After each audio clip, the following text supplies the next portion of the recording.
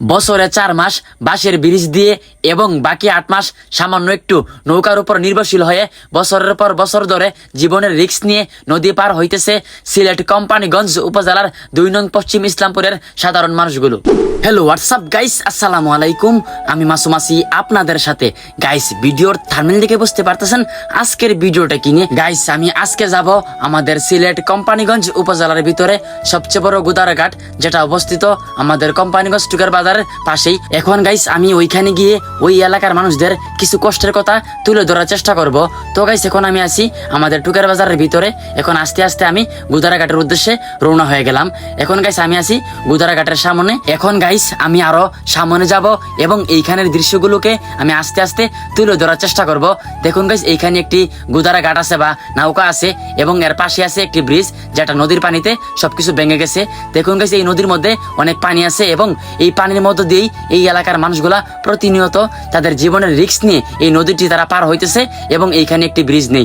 দেখুন গাইস, এই নৌকার মধ্যে অনেক মানুষ, এর চেয়েও বেশি মানুষ হয় শুক্রবারে বা বাজারের কোনো একদিনে। দেখুন গাইস, এই নৌকার মধ্যে অনেক বৃদ্ধ লোক আছে, আবার এইখানে আছে অনেক বাচ্চারা, যারা প্রতিনিয়ত তাদের জীবনের রিস্ক নিয়ে এই নৌকা দিয়ে এই নদীটি পার হইতেছে। শুধুমাত্র মানুষ নয়, এই নৌকা দিয়েই জীবনের রিস্ক নিয়ে প্রতিনিয়ত এই নদী পার হইতেছে এইখানে থাকা প্রত্যেকটা মোটরসাইকেল চালকেরা। এখন গাইস, আমি নদীর ওই পারে যাব এবং ওইখানে গিয়ে ওই বাঁশের ব্রিজের বর্তমান অবস্থা কেমন এবং এই নদীর পানি এই বাঁশের ব্রিজের অবস্থা কি করেছে সবকিছুই দেখানোর চেষ্টা করব। তো গাইস, এখন আমি আছি নদীর মাঝখানে। আস্তে আস্তে আমরা এখন নদী পার হব। আলহামদুলিল্লাহ গাইস, নদী পার হয়ে গেলাম। দেখুন গাইস, এখানে কত শত শত মানুষ ওয়েট করতেছে, অপেক্ষা করতেছে এই গুদারা দিয়ে ওই নদীর ওপারে যাবে, মানে আমাদের টুকের বাজারে যাবে। গাইস, আমার পিছনে দেখুন একটা গুদারা আছে, যেখানে অনেক যাত্রী এখানে উঠছে এবং এইখানের মধ্যে কিছু স্টুডেন্ট আছে যারা এসএসসি পরীক্ষার্থী। দেখুন, এখন বাজে 9:34, তো 10টার সময় পরীক্ষা শুরু, তো আধা ঘন্টা আগে কিন্তু খাতা দেয়। তার মানে গাইস, ওই পরীক্ষার্থীদের কাছে আর মাত্র 26 মিনিট আছে এবং এইখান থেকে তাদের পরীক্ষার হলে পৌঁছাইতে তাদের সময় বের করা লাগবে আরো 10 থেকে 15 মিনিট এবং তাদের হাতে থাকবে আর মাত্র 10 মিনিট। এখন বলেন গাইস, এই 10 মিনিটের ভিতরে তাদের নাম, রুল, রেজিস্ট্রেশন নাম্বার এইগুলা তারা এই অল্প সময়ের ভিতরে কিভাবে পূরণ করবে? আমরা অনেক বছর যাবত এই ব্রিজটার জন্য কষ্ট করতেছি। বর্তমান সরকারের কাছে আমরা একটাই দাবি যে এই ব্রিজটা হওয়ার জন্য।